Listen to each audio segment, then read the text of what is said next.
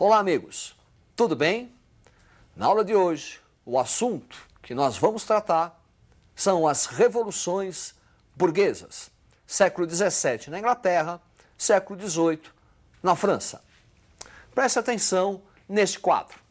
Figura de Carlos I, dinastia Stuart. Carlos I é um dos nomes que nós vamos trabalhar durante a Revolução Inglesa. Inglaterra, século XVII. A primeira dinastia inglesa, dinastia Tudor, já tratada na aula do absolutismo monárquico. Com a morte de Elizabeth I, quem vai assumir o trono serão os Stuarts, Carlos I, Jaime I. E durante o governo, a dinastia dos Stuarts, inicia-se um confronto entre a monarquia, adepta do absolutismo monárquico, e o parlamento britânico, composto em sua grande maioria por burgueses, calvinistas, puritanos, que viam no absolutismo monárquico um obstáculo, um entrave ao pleno desenvolvimento econômico. Preste atenção no quadro. Dinastia Stuart, confronto monarquia-parlamento, onde o parlamento buscava o desenvolvimento capitalista e também um conflito de conotação religiosa. Para a burguesia, a interferência do Estado nos assuntos econômicos representava um obstáculo ao pleno desenvolvimento das forças produtivas capitalistas. Também a Revolução na Inglaterra vai ter um caráter religioso. Vamos entender. O Stuart, Carlos e Jaime, é católico. A igreja oficial da Inglaterra, desde Henrique VIII, é anglicana. E o parlamento, os burgueses, eram calvinistas. Os calvinistas na Inglaterra eram duas designações, presbiterianos ou puritanos. Então perceba que além de uma motivação econômica, eliminar os entraves que o absolutismo impunha ao pleno desenvolvimento das forças produtivas, nós vamos ter também, na Revolução Inglesa, um caráter religioso.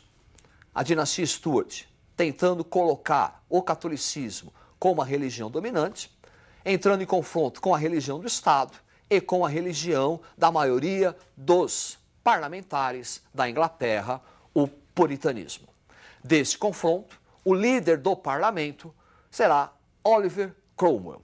Uma guerra civil para procurar eliminar os obstáculos e impor a religião puritana. Oliver Cromwell vai impor uma série de reformas na Inglaterra, mudando bastante o curso da história inglesa. Preste atenção no quadro. Oliver Cromwell, desenvolvimento agrário, implantação da República, ato de navegação, 1651. Oliver Cromwell será o primeiro e único presidente da República Inglesa. É o único momento em toda a história inglesa que a monarquia deixa de existir. É o período do protetorado de Oliver Cromwell. E durante o seu governo, que na verdade será uma ditadura, Oliver Cromwell vai incentivar o desenvolvimento capitalista. Primeiro, fazendo uma verdadeira revolução lá na agricultura, incentivando, expandindo ainda mais a política dos cercamentos. Que consistia isso? Nós vamos utilizar as terras comuns para a pastagem, criação de ovelhas, para o fornecimento da matéria-prima da indústria têxtil, a lã, gerando assim um êxodo rural que vai possibilitar o desenvolvimento das cidades e a formação de uma mão de obra para a futura industrialização inglesa. Oliver Cromwell também é o responsável pelo Ato de Navegação, 1651, quando a Inglaterra começa a se transformar na principal potência marítima. Qualquer produto inglês só pode ser transportado em navio inglês. Qualquer produto, não importa o país, que se dirija para a Inglaterra, também tem que ser transportado em navio inglês. Assim, a Inglaterra inicia a sua supremacia marítima, exercendo um acúmulo de capital através das atividades comerciais. Portanto, o período de Oliver Cromwell é importante porque representa a eliminação de alguns entraves, de alguns obstáculos para o desenvolvimento do capitalismo na Inglaterra. Com a morte de Oliver Cromwell, há a restauração da monarquia. Significa dizer, o Stuart, a dinastia dos Stuarts, volta à Inglaterra. Carlos II, Jaime II, novamente aí, confronto monarquia-parlamento. Novamente aí, confronto de conotação religiosa. E é nesse contexto que nós vamos ter um segundo processo revolucionário, chamado Revolução Gloriosa. Preste atenção nessa gravura. Figura importante do pensamento inglês, John Locke. John Locke tem uma ideia básica que vai servir para a ideologia da Revolução Gloriosa. O homem tem direitos naturais.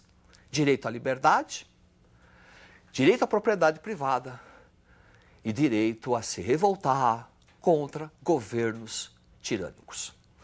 É dessa base que os ingleses vão buscar momentos ideológicos, buscar sentimentos para patrocinarem a Revolução Gloriosa.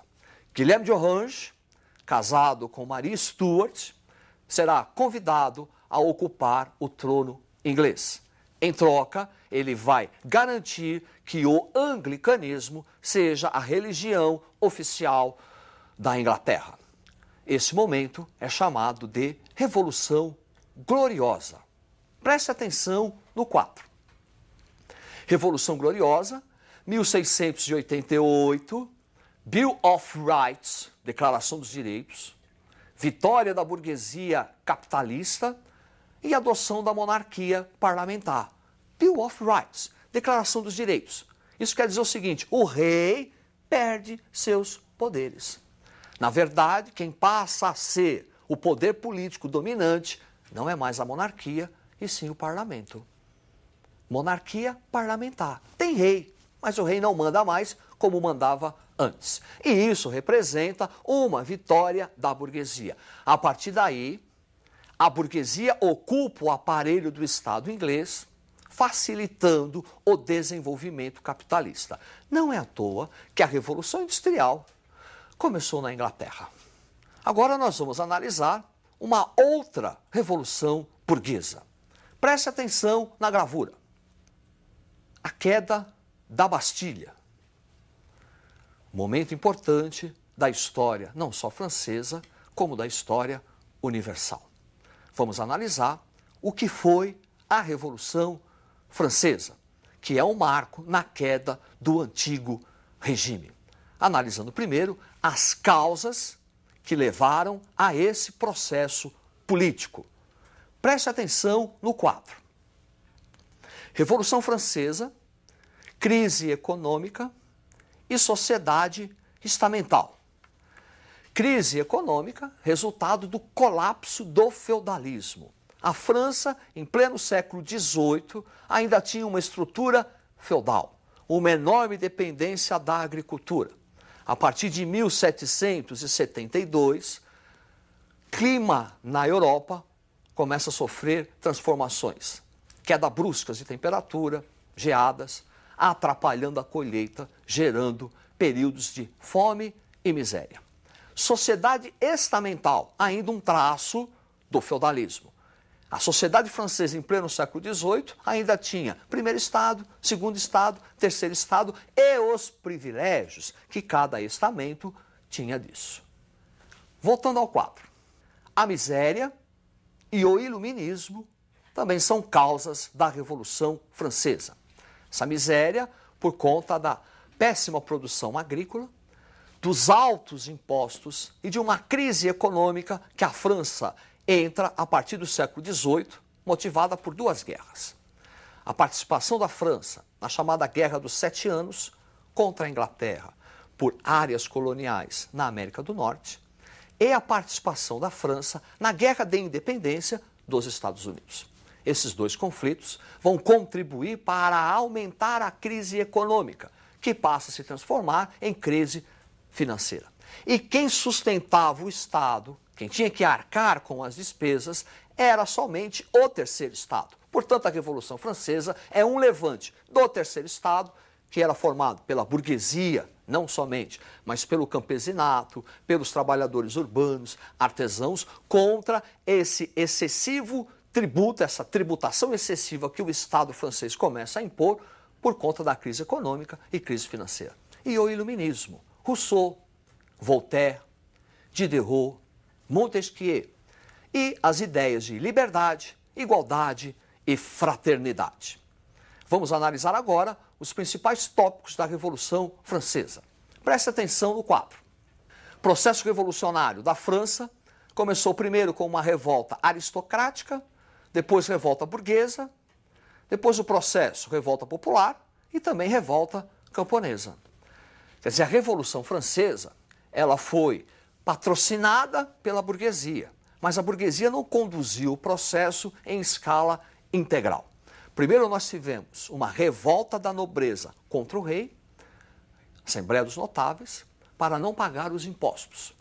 O Estado francês, necessitando de recursos para sair da crise financeira, convocou os Estados Gerais para a discussão dos impostos.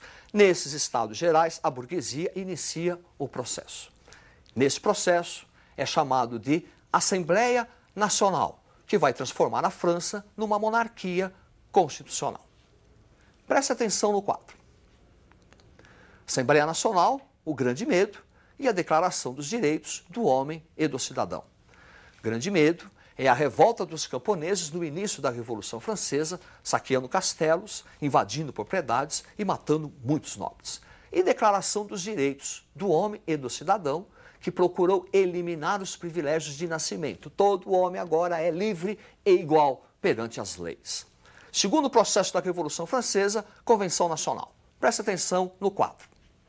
Convenção Nacional, Tribunal Revolucionário, a Corte de Salvação Pública e decretado o fim da escravidão nas colônias francesas. A Convenção Nacional é a verdadeira fase revolucionária da Revolução Francesa. É a época de Robespierre, Mirabeau, Danton, Marat.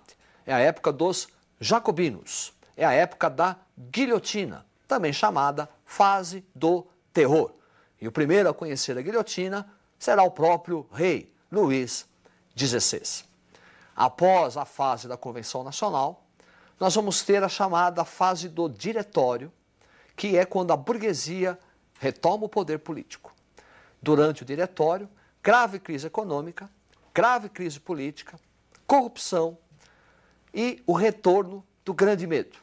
Temendo uma revolta popular, a burguesia convida Napoleão Bonaparte a ocupar o poder.